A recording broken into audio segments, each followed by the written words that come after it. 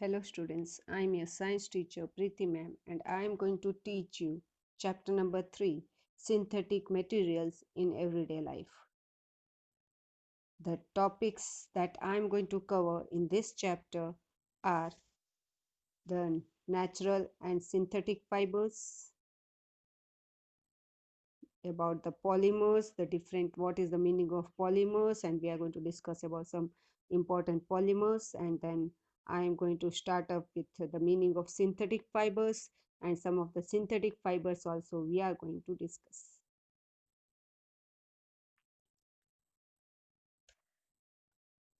Let's go active now. Take a few items of ready-made clothing and look for the label, such as the ones which will be shown in your clothings. Are all the items made of the same material? Why do different clothes have different washing instructions then? And why should some of them not be ironed also? Natural and synthetic fibers. Students, we have already learnt about the fabrics are made from the fibers. And we also know that there are two different types of fibers. One is the natural fiber and the other is the synthetic fiber. What is natural fiber then? Natural fibers are obtained from plants and animals. Most of the natural fibers are short and have to be spun together to form long yarn. Example, silk, which has long and continuous filaments, is an exception of this. But some of the examples of plant fibers are the jute, the cotton, the linen, the coir, etc. Animal fibers such as wool and silk, they are the best examples of the animal fibers. About the synthetic fibers, if we discuss about it, synthetic fibers, the other name is given to you as human made fibers. These fibers are made from chemicals like natural gas and petroleum. Synthetic fibers are obtained as long, continuous filaments and usually do not have to be spun together to increase their length.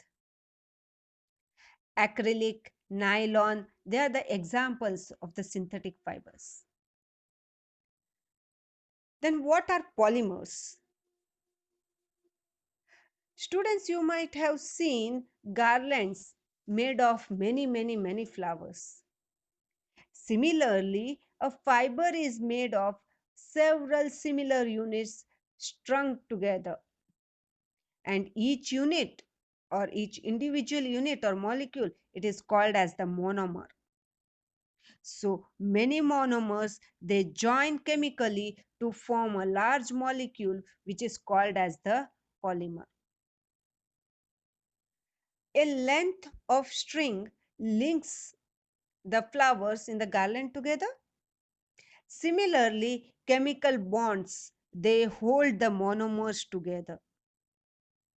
The process by which identical molecules called as monomers are linked together to form polymers, it is called as polymerization. Examples, silk, cotton, wool, they are the natural polymers. Synthetic fibers and plastics, they are also polymers, but they are human made polymers. In synthetic fibers, we will be now discussing about the rayon. Rayon, it is also called as artificial silk, and it is made chemically treating wood pulp. It has a silken luster or shine and is much cheaper than silk. It was the first human made fiber. Since the raw material for making rayon is wood, which is a natural plant product, rayon is considered a semi synthetic fiber. Then let's discuss about the properties of the rayon. Rayon is soft to touch and it has a luster like silk. It drapes well and is easy to dye. It is easy to color. It is highly absorbent. It absorbs. It become creased easily, but it can be ironed if it becomes creased, and it can be attacked by insects as it is biodegradable because it is made up of wood pulp, so it is biodegradable, so it can be attacked easily by the insects. Then where are the rayon fibers used or rayon used? Rayon is used to make the shirts, suits, jackets, and other clothing items. It is also used to make home furnishing materials like the bedspreads, curtains, carpets, tablecloth, and so on. In addition, it is used to make bandages and diapers. Students, rayon is made of a polymer cellulose, the same polymer that makes up cotton and other plant fibers. The monomer of cellulose is the glucose. The next fiber, synthetic fiber that I will teach you is about the nylon. Students, nylon was invented as a cheap replacement for silk. It is made from petroleum product. It is a petroleum product. The American government used nylon to make parachutes, tires, tents, ropes in the Second World War. And it was called the miracle fiber. These are the properties of nylon. Nylon is very strong and is durable fiber. It is highly elastic also. It is light in weight and it can easily and it is easy to drape, wash and dry. It does not crease easily. It is a waterproof material and it is not attacked by insects or fungus as it is a petroleum product. Then where are these nylon fibers or nylon cloths used? Nylon is widely used to make sportswear, swimming costume, stockings, jackets, and other items of clothing. It is also used to make curtains. Its resistance to corrosion makes it an important material for making the containers. Its strength and resistance to wear and tear makes it suitable for making gears, bearings, tires, ropes, airbags, toothbrush bristles, parachutes, fishing nets, conveyor belts, etc. And horses also. Conveyor belts, they are continuous flexible band moved by a series of rollers.